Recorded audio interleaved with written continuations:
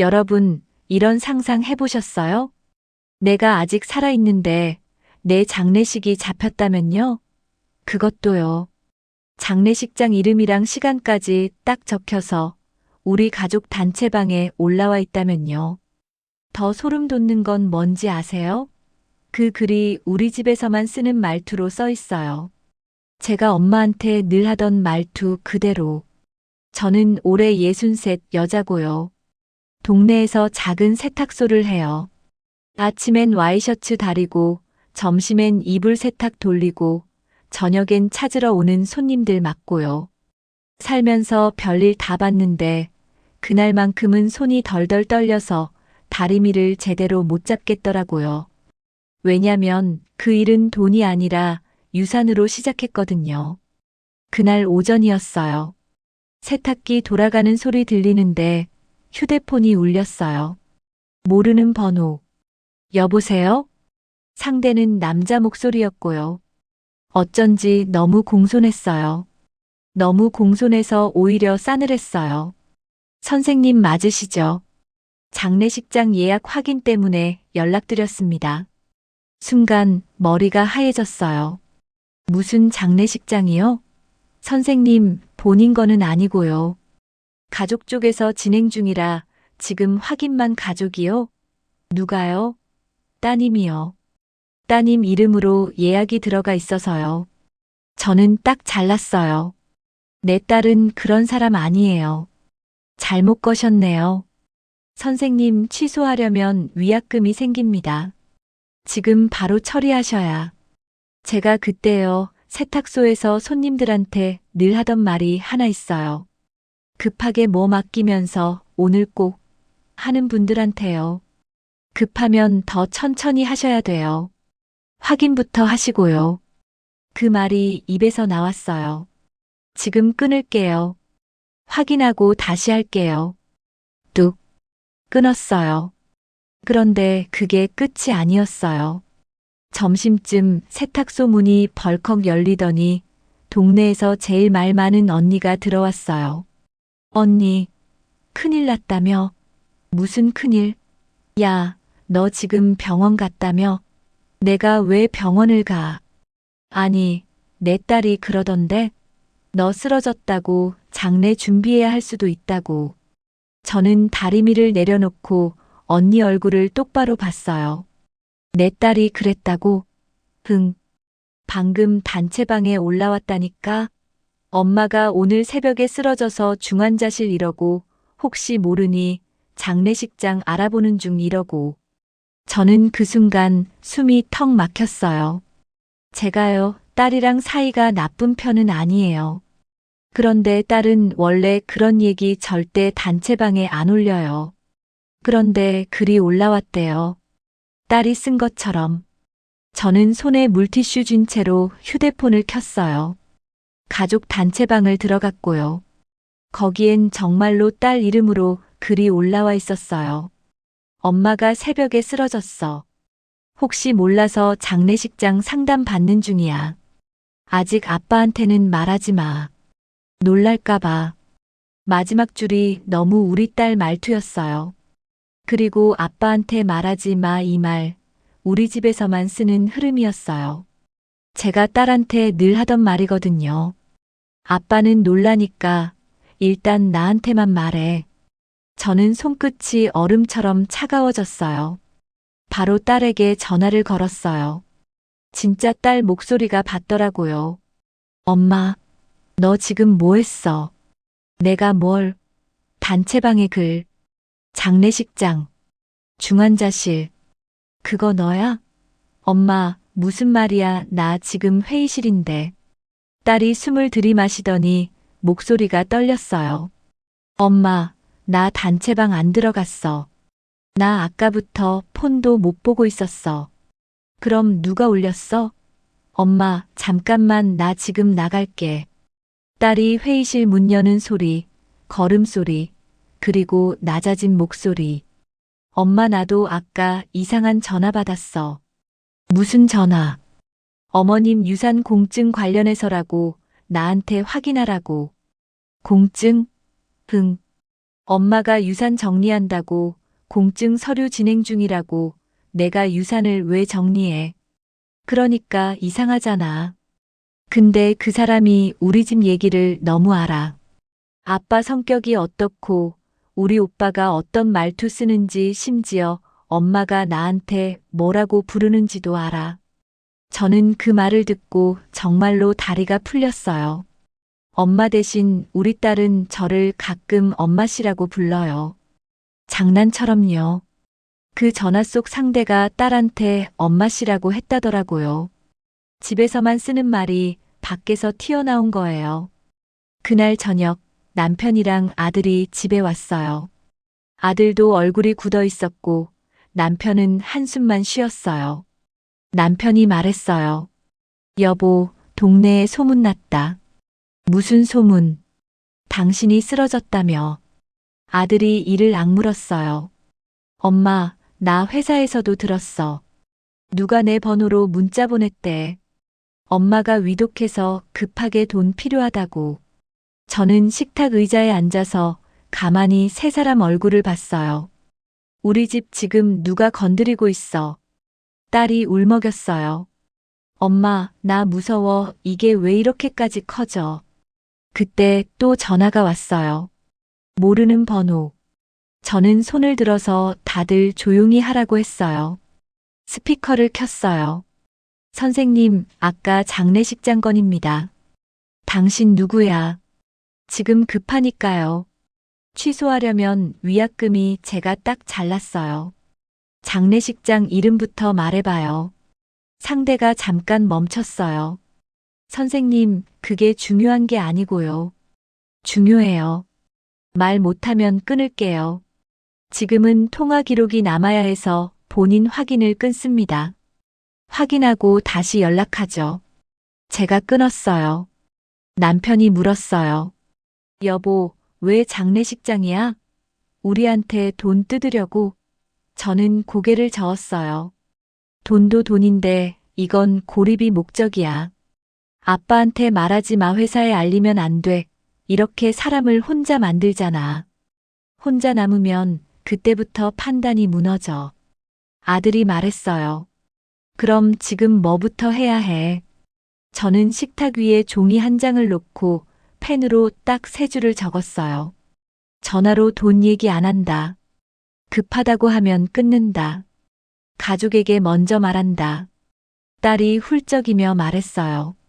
엄마 이렇게 단순해도 돼? 단순해야 지켜.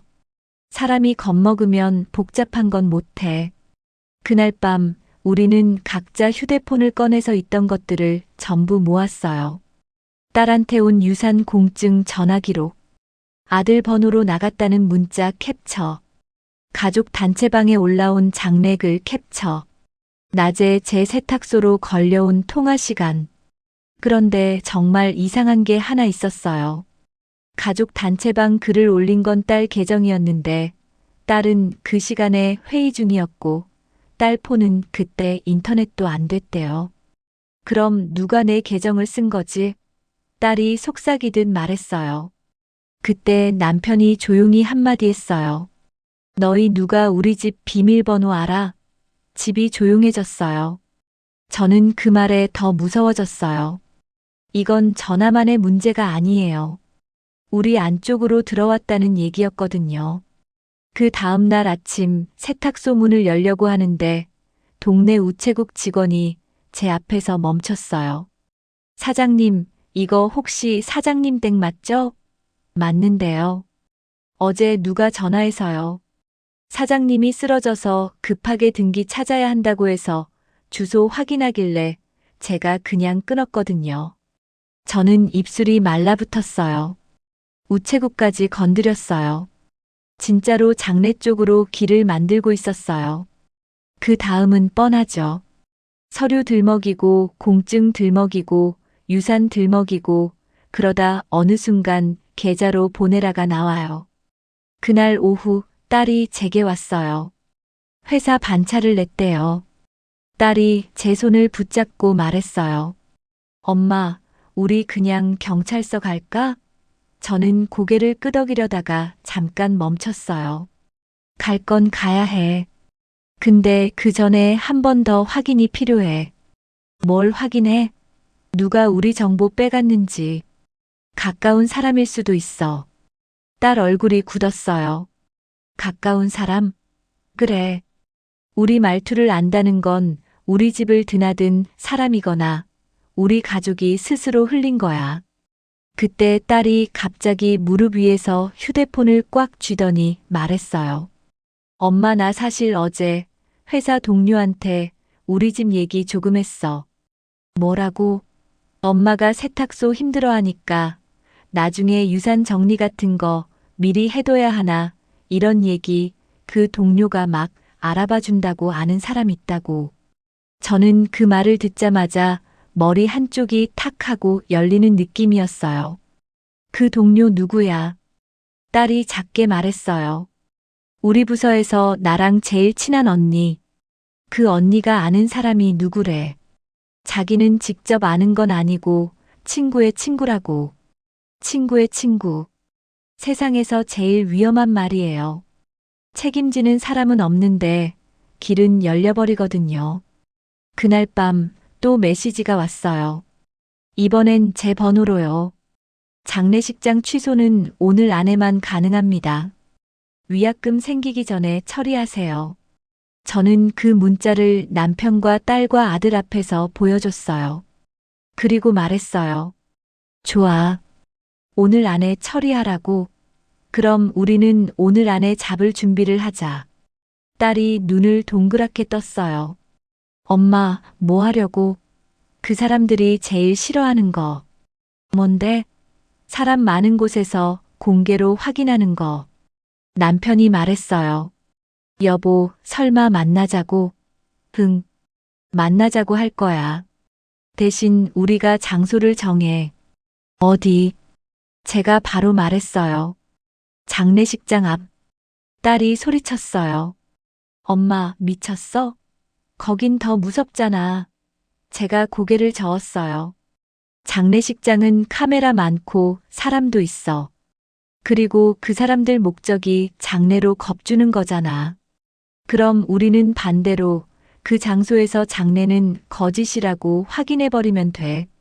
아들이 말했어요. 엄마, 그럼 뭐라고 보내? 저는 딸 휴대폰을 가리켰어요. 짧게. 딱 한 줄. 딸이 물었어요.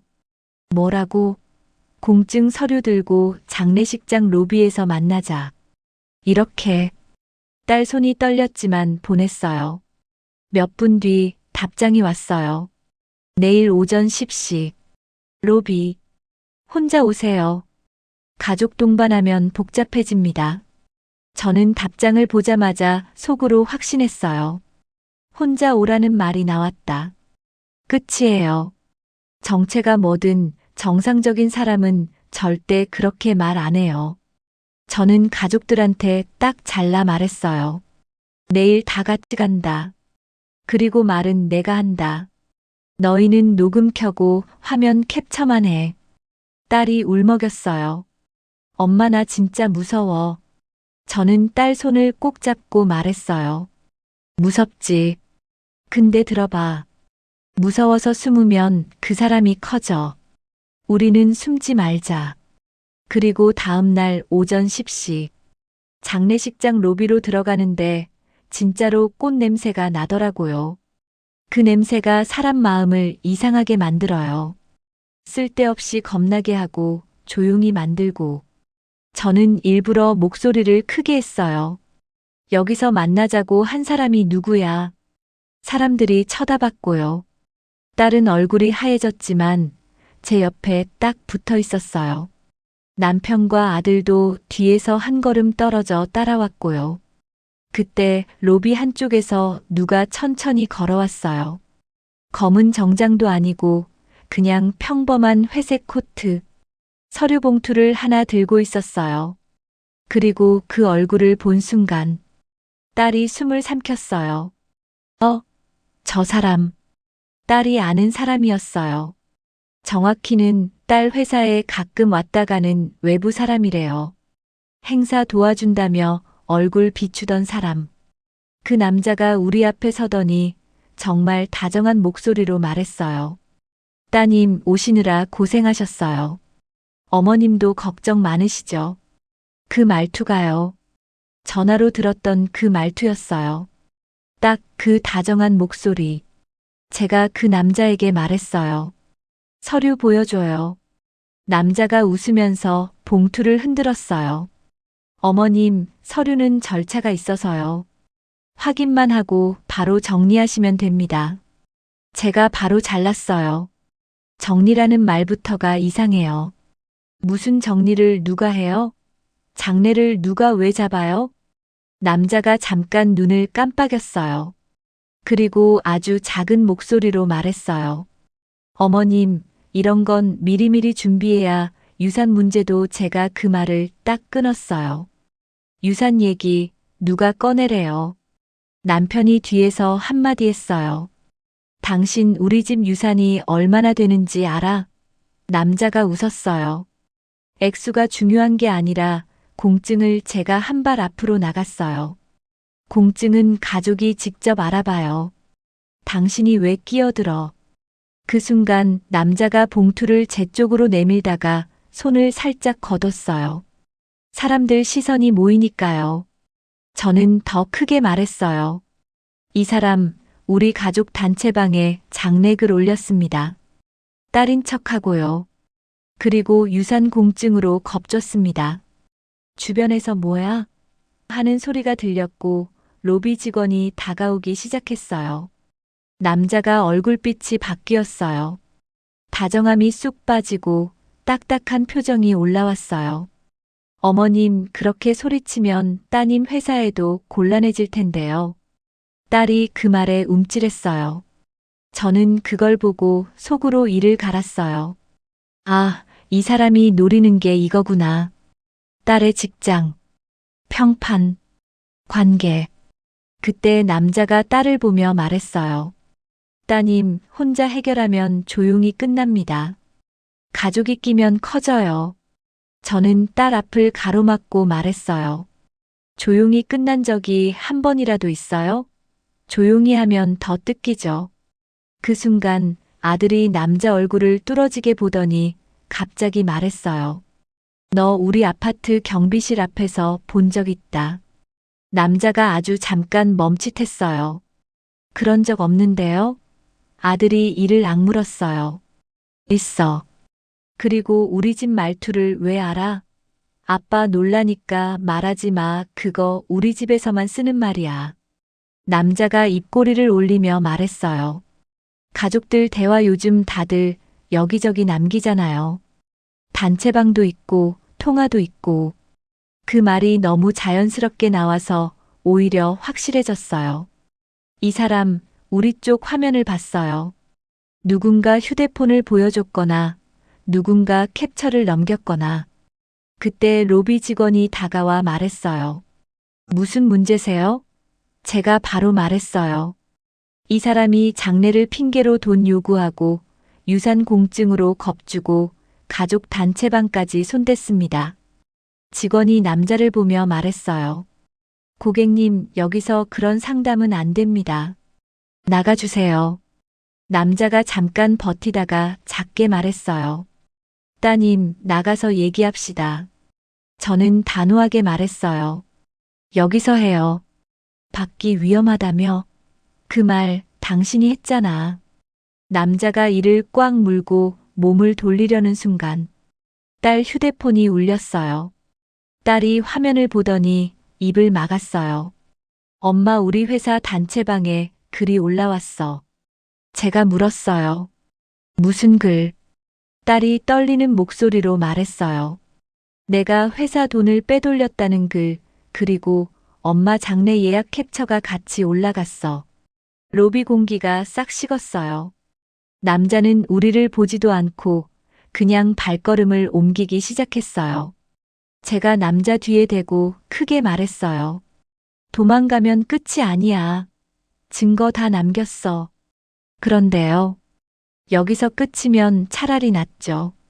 진짜 반전은 그날 밤에 터집니다. 딸이 집에 와서 노트북을 켜더니 회사 단체방에 올라온 파일을 눌렀어요. 그리고 화면이 뜨는 순간 딸이 말했어요. 엄마, 이 파일 우리 집 프린터에서 뽑은 거야. 저는 순간 숨이 멎는 줄 알았어요. 우리 집 프린터. 그 말은 그 자료를 우리 집에서 뽑았다는 뜻이었어요. 그럼 우리 집에 드나든 사람 중 누군가가 프린터를 썼다는 얘기예요. 저는 남편과 아들을 바라봤어요. 여보, 우리 집에 최근에 누가 왔지? 남편이 조용히 말했어요. 지난주에 장례식장 다녀온 사람. 누구? 남편이 입술을 떨며 말했어요. 당신 사촌 동생 아버지 장례 치르고 와서 우리 집에 들렀잖아. 그 이름이 나오자마자 아들이 얼굴이 굳었어요. 그 사람 나한테도 연락했어. 요즘 엄마 유산 정리하신다며?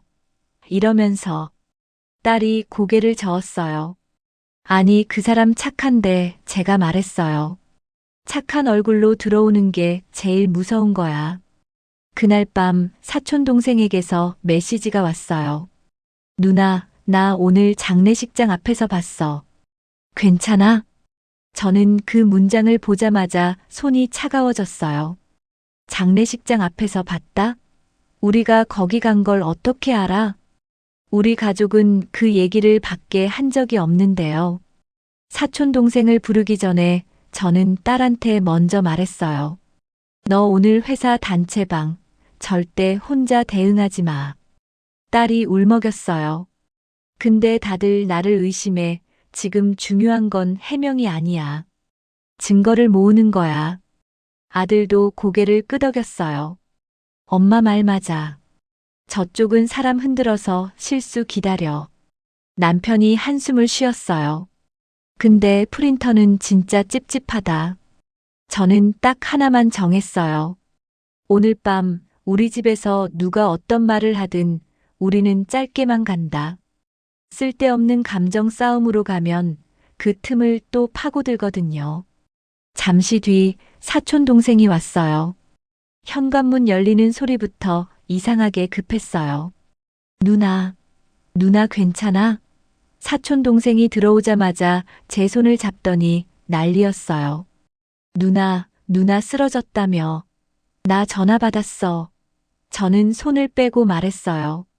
나 안 쓰러졌어. 사촌 동생이 멈칫했어요. 근데 장례식장 예약이 제가 바로 잘랐어요. 그 얘기 누가 했어?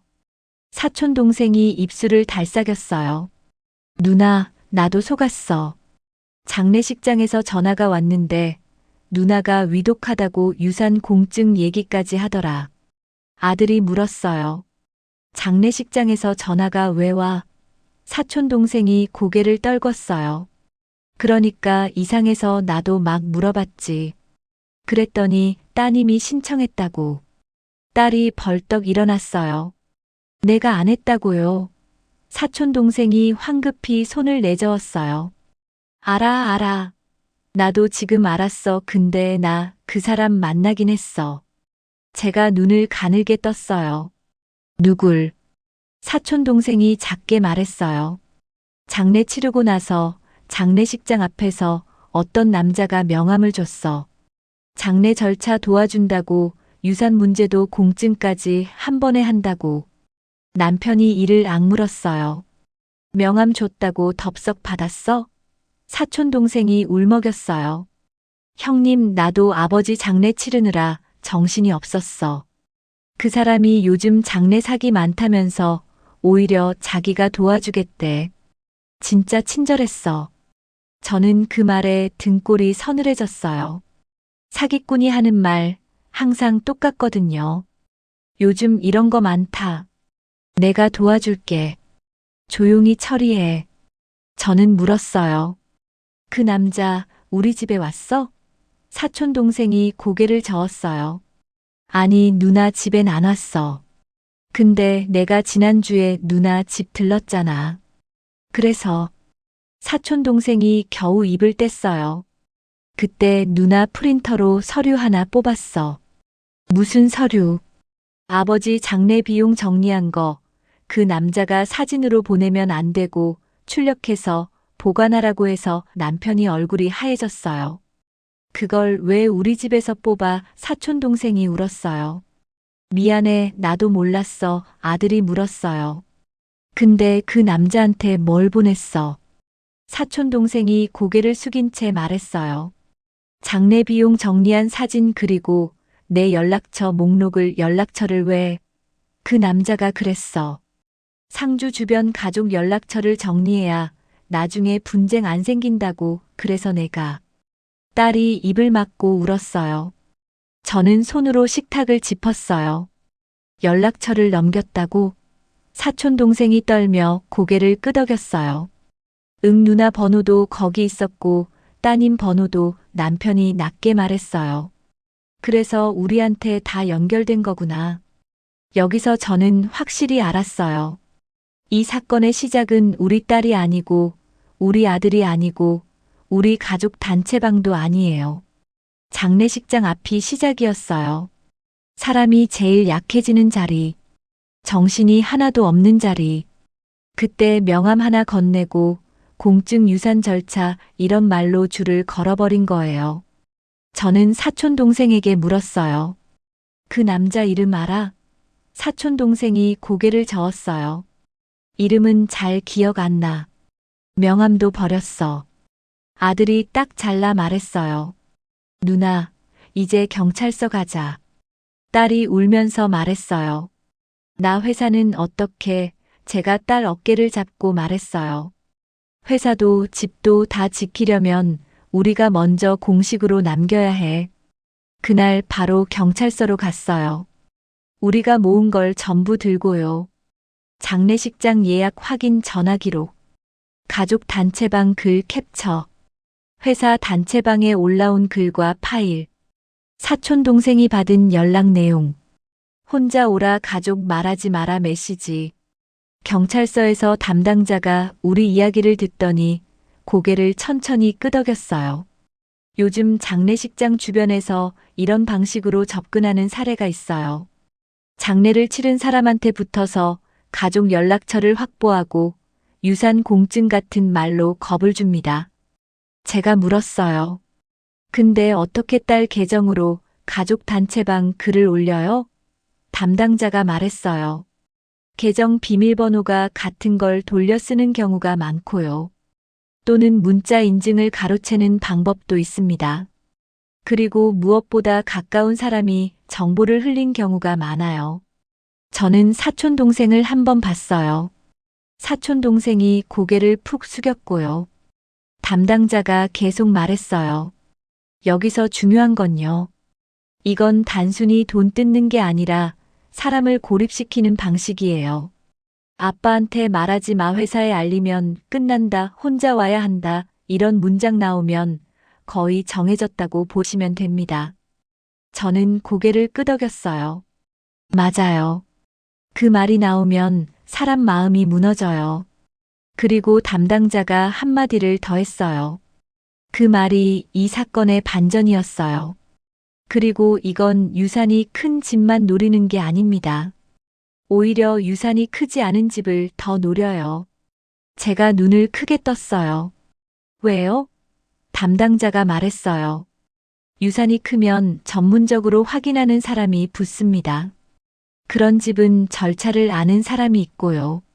그런데 유산이 크지 않은 집은 그냥 조용히 끝내자 하다가 위약금이니 공증비니 하며 작은 돈부터 여러 번 뜯기 쉬워요.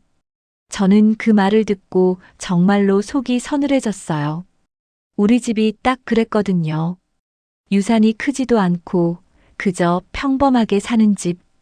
그래서 조용이라는 말에 더 약해요. 집에 돌아오는 길 딸이 차 안에서 말했어요. 엄마, 나 진짜 창피했어. 회사 단체방에 그 글 올라왔을 때 나 그냥 숨고 싶었어. 제가 딸 손을 잡고 말했어요. 숨는 순간부터 상대가 커져. 창피는 너를 지키는 감정이 아니야. 사기꾼을 지켜주는 감정이야. 아들이 운전대를 잡은 채로 말했어요. 엄마, 그럼 이제 끝이야? 저는 고개를 저었어요. 끝 아니야. 이제부터가 시작이지. 우리가 할 일이 남았어. 그날 밤 우리는 딱 3가지를 정리했어요. 첫째, 가족 단체방에 공지 하나.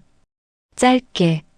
엄마 관련 위독, 장례, 유산, 공증 글은 전부 거짓입니다. 전화로 돈 얘기 나오면 바로 끊고 가족에게 확인하세요. 둘째, 딸 회사에도 짧게 정리. 딸이 상사에게 먼저 말했어요. 팀장님, 제 이름으로 올라온 글은 제가 쓴 게 아닙니다. 경찰서에 신고했고 자료 제출했습니다. 미리 말하니까 오히려 더 빨리 정리되더라고요. 사람들이 제일 싫어하는 건 모르는 소문이지 정리된 사실이 아니거든요. 셋째, 사촌 동생에게 딱 잘라 말했어요. 앞으로 장례식장 주변에서 명함 받으면 바로 가족에게 말해. 절대 혼자 결정하지 말고. 사촌 동생이 울면서 고개를 끄덕였어요. 누나 진짜 미안해. 저는 그 말에 길게 혼내지 않았어요. 대신 이렇게 말했어요. 미안하면 지금부터 같이 막아. 너도 피해자야. 근데 동시에 통로였어. 통로는 막으면 돼. 며칠 뒤 장례식장 로비에서 만났던 그 남자 번호로 다시 연락이 왔어요. 이번엔 제게요. 선생님 경찰서 가셨다면서요. 그럼 더 커집니다. 저는 딱 한 줄만 보냈어요. 통화는 녹음 중입니다. 문자로만 남기세요. 그 뒤로 연락이 뚝 끊겼어요. 이상하죠? 그렇게 사람을 흔들던 인간이 문자 하나에 사라져요. 왜냐면요. 그 사람들은 말로 흔들어야 돈이 나오거든요. 문자로 남기면 자기들이 불리해요. 그 뒤로 저는 세탁소 손님들한테도 특히 나이 드신 분들한테 딱 한 문장만 알려드렸어요. 장례, 유산, 공증 얘기 나오면 무조건 끊고 가족에게 먼저 물어보세요. 복잡하게 설명하면 안 들어요. 근데 한 문장은 남아요. 어느 날 단골 할머니가 웃으면서 그러셨어요. 세탁소 사장님, 나 전화 왔는데 끊었어. 무슨 전화요, 할머니? 유산 어쩌고 공증 어쩌고. 내가 가족한테 물어볼게요 했더니 뚝 끊더라. 저는 그 말 듣고 가슴이 철렁했다가 조금 놓였어요. 세상이 좋아진 것도 아니고 사기꾼이 사라진 것도 아니에요. 그냥 기준이 생긴 거예요. 여러분, 혹시 이런 말 들으시면요. 오늘 안에 위약금 공증 장례식장 예약 가족에게 말하지 마. 이 말은요, 친절이 아니라 사람을 급하게 만들어서 돈을 움직이게 하는 줄입니다. 딱 한 번만 멈추세요. 내가 지금 급한가? 내가 확인했나? 가족은 알고 있나? 혼자 숨지 마세요. 숨는 순간부터 상대가 커집니다. 오늘 이야기는 여기까지입니다. 다음에도요, 우리 주변에서 진짜로 있을 법한 이야기 더 몰입감 있게 가져올게요. 구독은 다음 이야기를 놓치지 않는 약속이고요. 좋아요는 제가 더 진하게, 더 오래 말하게 만드는 힘입니다. 마지막으로 구독, 좋아요, 알람 설정은 사랑입니다. 한 번만 눌러주시면 다음 이야기에서 더 단단하게 만나겠습니다.